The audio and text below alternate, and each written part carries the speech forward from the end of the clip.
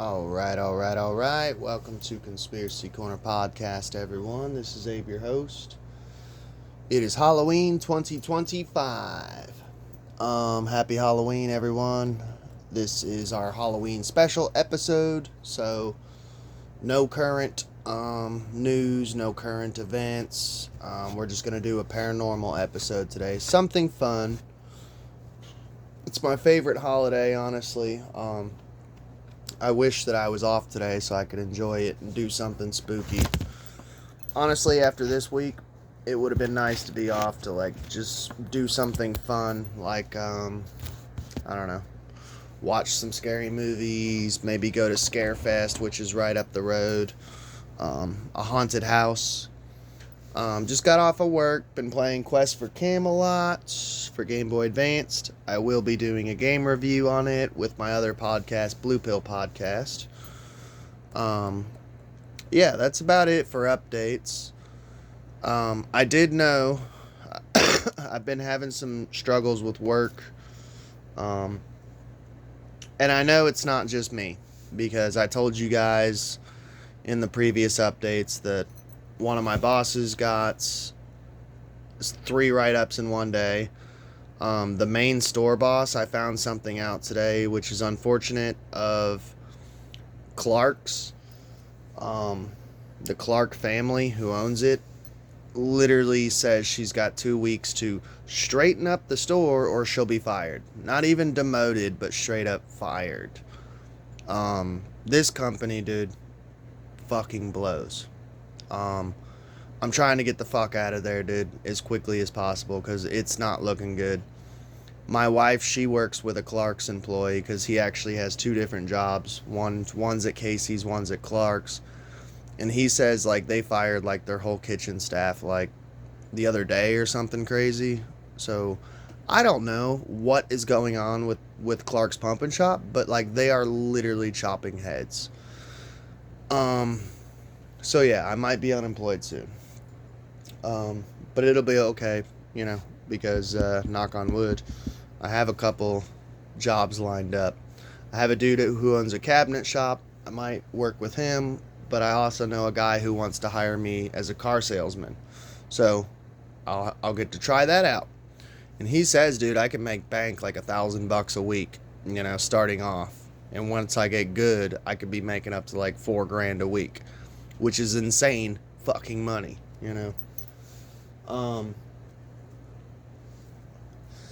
So yeah, let's get on with the episode. So today we're going to be covering the tragic tale of the Battletown Witch. And this is from Paranormal Kentucky. I did go to a lecture that the author did, Mason Smith. He signed it for me. That's where I picked this up from. I did an episode kind of talking about that. Actually, go check out, I think I made a playlist on YouTube called Mason Smith Paranormal Kentucky. Go check out that playlist. And we've been kind of going through for the month of October. Sorry, my cat. Getting into the Halloween mood. Going through this book on different accounts of different stuff that's happens in Kentucky, as far as paranormal, ufology, all that jazz. Halloween type stuff. So, I have a Buy Me a Coffee account set up in the link below. If you want to donate, that would be awesome. If you donate $10, message me through Buy Me a Coffee, and I will send you through snail mail a bumper sticker. And I've already sent 2 out to 2 listeners. So you can see in the comment sections, I'm not going to rip you off, And plus, you're just helping the channel out. Alright, so the tragic tale of the Battletown Witch. Tennessee folklorists have told the story of the Bell Witch for years. A shape-shifting dog-like creature terrorized the family of John Bell in the tiny frontier town of Adams from 1817 to 1821. The creature hit, pinched, and attacked family members until the Bell became sick and died. Kentucky has its own tragic tale of witchcraft and death, but in this case, the alleged witch was the victim. I know nothing about this story, so this is my first time hearing it along with you. By the way, I practice witchcraft. If you're a new listener, um, I'm Illuminati. I'm not, but I do practice witchcraft, so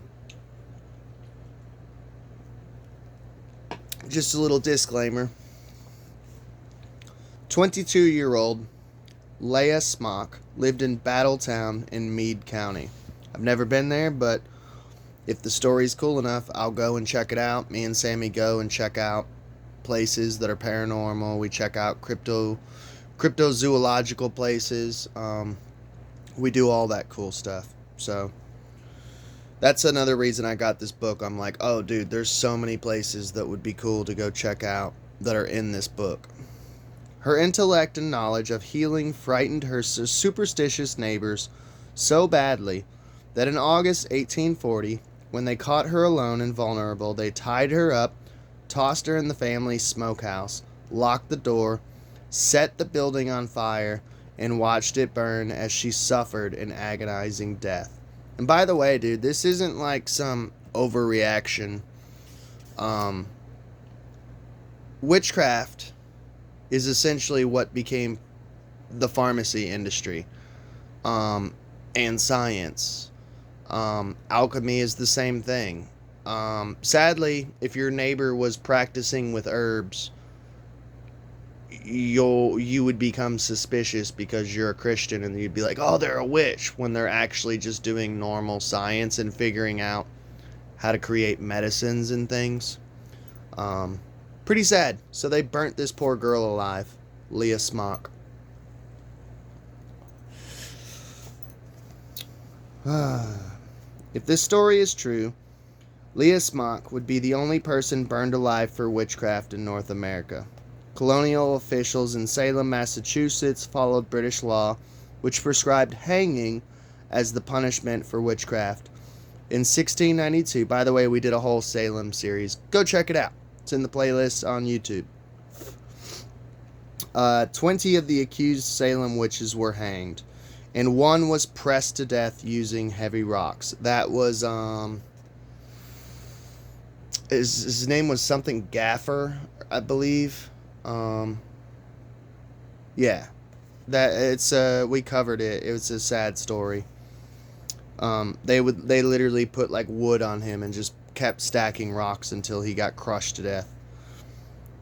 Few records and no photos survive of Leah, who was described as a beautiful woman with long black hair. Ooh, you guys know how I feel about pale brunettes or black-haired, you know. But it was obvious that personality-wise she didn't fit in with her neighbors and was misunderstood and feared. According to Gerald W. Fisher, 2016 book, Leah was well versed in herbology and local healing lore. Witchy shit. Medicine. Ooh, medicine is witchcraft. She learned much of this from her mother, who was also a healer but kept a low profile, as well from her Cherokee friend Indian Joe, and on her own initiative. See, this is what pisses me off, man. There's so many like anti-witch Christians out there, but I wonder how many of them literally profit off of all the witches who created modern day science, and alchemists who created modern day science and pharmaceuticals. So like, oh, I have a headache, let me take an aspirin. But burn a witch, fuck a witch, they're Satanist. You know that aspirin wouldn't be here without witchcraft. You know that, right? I'd say like almost all of medicine would not be here without witchcraft, which was science. Just saying. So I wonder how many Christians, you know, unless you're like Jehovah's Witness and don't participate in any medication, like, yeah, it's all from witchcraft. You're welcome. Thanks for burning and hanging my people. Charlie Hicks, I wonder if he's related to Bill Hicks, Writing in the Meade County Messenger in 1977, cited elderly resident Shirley Cowboy Bennett, who recalled several stories about Leah Smock. People wouldn't talk about the witch, Leah, Bennett said. My grandmother would tell me to hush up when I'd ask about her. He continued, people always thought she had the witch ways about her, but they weren't for sure until she was 12. She was always ahead of her grade. Wow, she was naturally smart, intelligent person. She just knew things she hadn't been taught. She could even tell about weather changes. Oh, wow, so she knew about cloud formations and stuff like, oh, that's a cumulus nimbi. That's a lenticular. That means a storm's coming in from the east. Wow, she learned? She's smart? I'm sorry, dude. They wouldn't let her go to school anymore. They started watching her. But Annie Hamilton, executive director of the Meade County Tourism Bureau, told us in a phone interview that by the age of 12, Leah knew more than the teacher, so she quit school willingly. Yeah, she's probably like, dude, I'm surrounded by a bunch of dumb fucking retard Christians who are rednecks, man. I gotta get the fuck out of here. I felt the same way in Garrett County, dude. And she wanted to be out in the woods anyways, with Mother Earth, Gaia. Leah was also considered a seer, as she had predicted the deaths of several local individuals. Fisher argues that Smock's uncanny ability may have contributed to her death, but her powers did not allow her to foresee or avoid her own fate. Cowboy Bennett recalled that Leah didn't have the best people skills, which got her in trouble, even when she was only trying to help. I ain't gonna lie, dude. I struggle with that every day. Saying the wrong thing or the wrong tone. I'm very tone deaf. Like, I'll say something lovingly, but it comes out harsh for some reason. She once asked to hold an infant who was deathly ill, possibly to use her healing knowledge to cure the child. Leery of Leah's intentions and fearful that she might harm the baby, the parents refused to hand the child over. Leah did not take the rejection well. You'll be sorry, she yelled. The baby died shortly after, according to Bennett. Okay, that wasn't wise, though. I do have to say that. On your behalf, Leah, you fucked up right there. Did Leah intend that comment as a curse, or was she just frustrated at being denied the opportunity to help the ill child? I think it's the latter, but I find myself doing that, saying like evil shit when I'm trying to do something nice and I'm trying to help someone and they're being a dickhead to me. I find myself doing the same thing of like, oh, well, fuck you, like, hope your baby dies, I've caught myself doing it, so I know, the feeling. So, the baby died short thereafter. We will never know. On another occasion cited by Bennett, a man refused to let Leah touch his 2 new plow horses. Once again, she warned, "You'll be sorry!" So that's her catchphrase. The next day, both horses died, possibly from drinking poisoned water, which Leah might have been able to counteract with herbs. Being an agent, real or imagined, and the death of babies and horses didn't sit well with the neighbors. Leah's talent for second sight scared the entire community, and she was also accused of hexing gardens, fields, and other farm animals. So basically, she reminds me of Bathsheba with the Conjuring case, this poor innocent woman who literally got blamed, and her reputation is ruined. We're going to have to redeem Bathsheba one day, because the Warrens, go check out that story of the Warrens, the true story, the dark side of the Warrens. Go check out the playlist, man. I've been tearing the Warrens apart, dude. They ruined that woman's reputation. Bell Witch is kind of a similar thing of like it was a widow who lived next door to the Bell family, and she was cranky and angry, and something about some wheeling and dealing went wrong between the two property owners, and they think that she cursed the family. It reminds me of urban legends of crazy cat ladies on your street. They did the same thing back then, but it was like, sadly, like old widows would just get blamed for being witches because they were old widows, lonely, kind of weird. Um, yeah, you could get killed for being weird back then. Like, I wouldn't have made it, dude. I would have been murdered, like, instantly.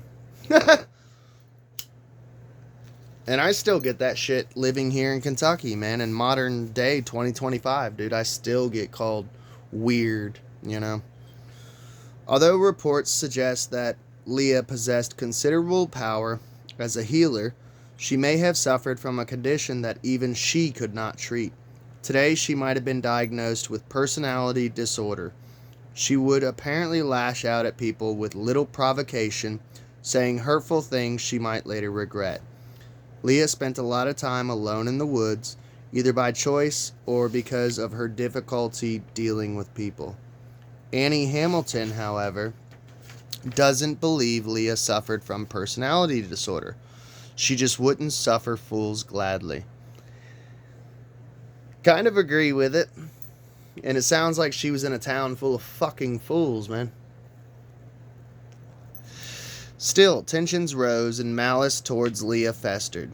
To make matters worse, the Smock family, who made their living as coopers, which are barrel makers.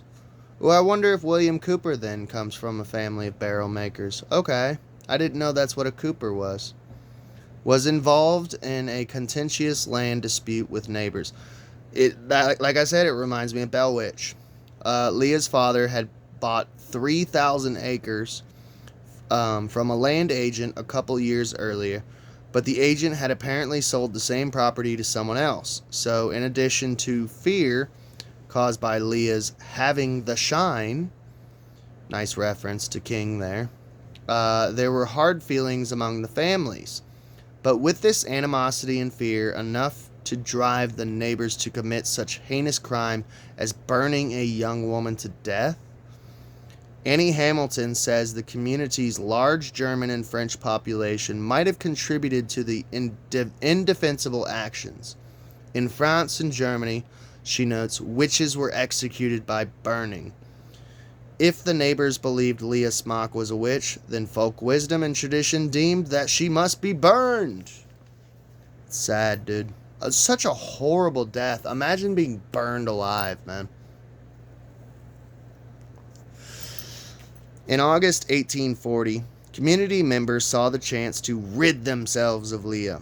As Cowboy Bennett mentioned, the neighbors had been watching the family's activities. So when they saw the whole family leave home on some excursion, except for Leah, who stayed behind to do chores, they took action.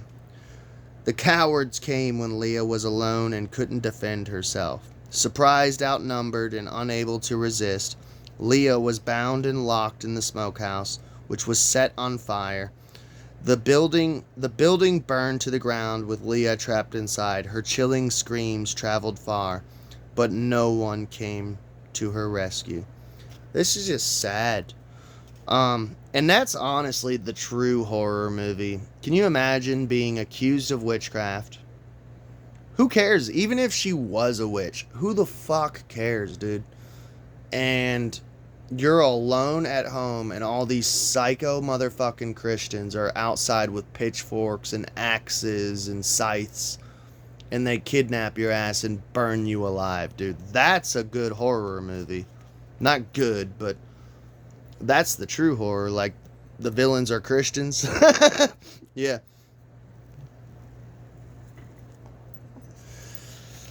When Leah's parents returned to find their daughter dead and their smokehouse reduced to ashes, they were devastated. Well, yeah, you just burnt their daughter alive.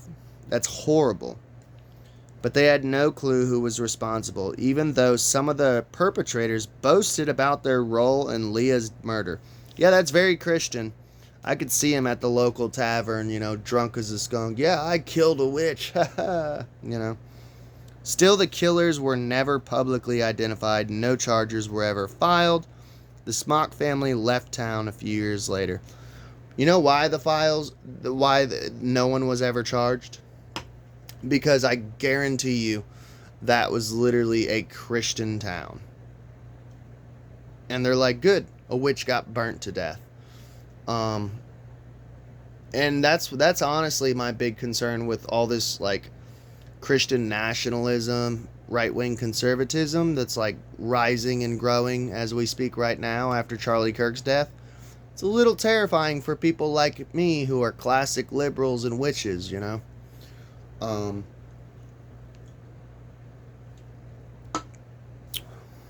For whatever reason, the Smocks buried their daughter in a pasture rather than a church graveyard.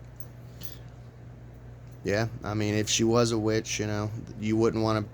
I've already said I don't want a Christian funeral. I don't want no Christian music. I don't want no Christian preacher.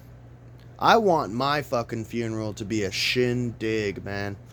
Put on some punk rock, open bar, maybe a stripper, something crazy, dude. I want my fucking funeral to be a celebration, dude. Fuck this, come all ye faithful, all that bullshit. Whatever reason, the Smocks buried their daughter in the pasture rather than the church graveyard, although Annie Hamilton told us that Leah was a devout Christian who said her prayers every day. Ain't that the sad thing? If that's true, if she was, like, super Christian and they just killed one of their own. The field near Battletown later became known as Elizabeth Daly Cemetery. Leah's headstone is still visible on a wooded hillside. The stone was carved by a boy she had befriended, whom some described as her fiancé. It reads, Leah Smock departed this life on August 21st, 1840. She was only 22 years old. There is no mention of her ghastly death or her alleged witch-like powers. At one point, some superstitious people partially unearthed Leah's grave and refilled it with limestone boulders and heavy gravel in effort to ensure that she stayed buried. Wow, they think she was gonna rise from your grave, According to Gerald Fisher and Kay Hamilton, these additional features remain visible to this day. I'm going out there and visiting, and I'm gonna film. This extra precaution was apparently a wasted effort, since Leah's apparition regularly appears above her grave and in the surrounding woods, probably the same woods she hung out at. Witnesses say she has long dark hair and wears a long white dress tied with a black cord at the wrist, waist, and neck. Probably when she was tied up and burnt alive. So she's a lady in white, which, dude, I've said it a bunch of times on this channel, and we've covered multiple ladies in white. This is a reoccurring specter archetype that keeps reoccurring. Spooky shit. Her ghostly figure seems to float, her feet not touching the ground. Leah's face is often turned away or down, and no one has reported seeing her features. So she's almost like the Grudge, or the Ring or whatever. Kay Hamilton indicates that Leah has also popped up in the hallways of the now closed Battletown Elementary School. That's hilarious, scaring the shit out of kids. Located near Smock family's homestead. Leah's unsettling appearance placed her in the ghostly category of the unpleasant specter rather than a noisy poltergeist. Leah never speaks, nor does she harm any of the witnesses, but everyone who spots her decides at that exact moment that it's time to leave. More sightings of Leah at her grave are reported by hunters or hikers who occasionally pass by. Curiosity seekers are not welcome. The grave is not easy to find or not easy to get to. So I might not be able to find it well. That sucks. And you risk encountering the poisonous snakes that guard it. Nice. So probably copperheads around here. In addition, the grave is located on private property, peppered with prominently displayed signs that warn, keep out, no trespassing, and danger. Those who blatantly ignore these signs should be advised that trespassers will be prosecuted, so you'll be taken to court. Even if you don't believe in witches, you must respect the power of lawyers. They don't cast spells, but they file hefty lawsuits. One last caution for anyone who is still determined to visit Leah's grave. Don't swipe any souvenirs. If you steal stones from the grave, Leah will follow you home to reclaim her property. Using Leah's favorite catchphrase, you'll be sorry if you remove so much as a pebble from the premises. So, unless you want a cursed object and you want to be haunted by Leah, don't do it. Given the fleeting and flimsy facts about Leah Smock, we are left with questions. Was she actually practicing witchcraft, or was she just an exceptionally intelligent young woman, well versed in the healing effects of natural herbs, whose unconventional ways and quick temper alarmed her community? Fisher argues that it's hard to come up with a definitive answer, given the uncertainty surrounding the practice of witchcraft in early America. Was it meant to be harmful or helpful? For example, herbalists might recite a spell or a prayer when applying a poultice, blurring the line between benevolent healing and demonic spell casting. The practice in America was particularly complex because it grew from various roots, Fisher says. Remnants of the old European religion that immigrated to America were influenced by two cultures, Native American and West African. That latter brought to the continent directly by the slave trade, indirectly by the Haitian slave revolt at the time of white contact. There were many Native American beliefs, myths, legends, and occult practices, all active parts of Native American culture. Indian Joe, the Native American friend of Leah Smock, would have been familiar with many of them. We left with a lot of uncertainties, but not because of the lack of research. Fisher's book includes 8 pages of reference notes. Hamilton's book cites traditions handed down from family members whose ancestors live in the Battletown area for generations and knew the Smock family personally. Both authors cite not only Meade County historical sources, but also interviews with Shirley Brown, Leah Smock's great-great-niece. In discussion of the Leah Smock tragedy, Fisher notes that under certain circumstances, a community's thinking that a person is a witch could give that person considerable power, which might be either a blessing or a curse. In 1840, the Meade County community deeply feared Leah Smock. Who was this fear created by? Fierce temper, her strange personality, or her access to knowledge that others did not have? Fisher says, the stories of reputed American witches such as Mary LaVille or the Bell Witch do not prove the existence of witchcraft, but they do prove these people were believed to be able to control forces beyond the capability of ordinary men and women. The perception of this validated the existence of supernatural forces, and that was enough for many to believe.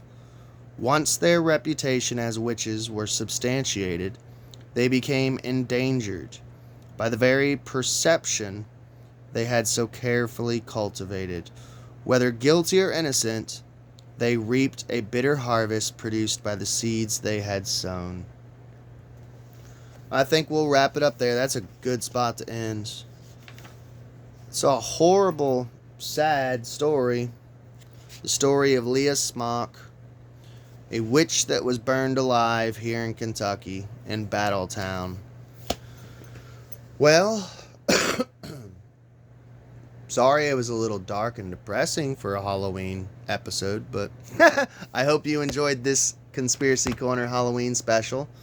I've done multiple Halloween specials in the past. I will try to just go look them up if I don't link it down below. Happy Halloween!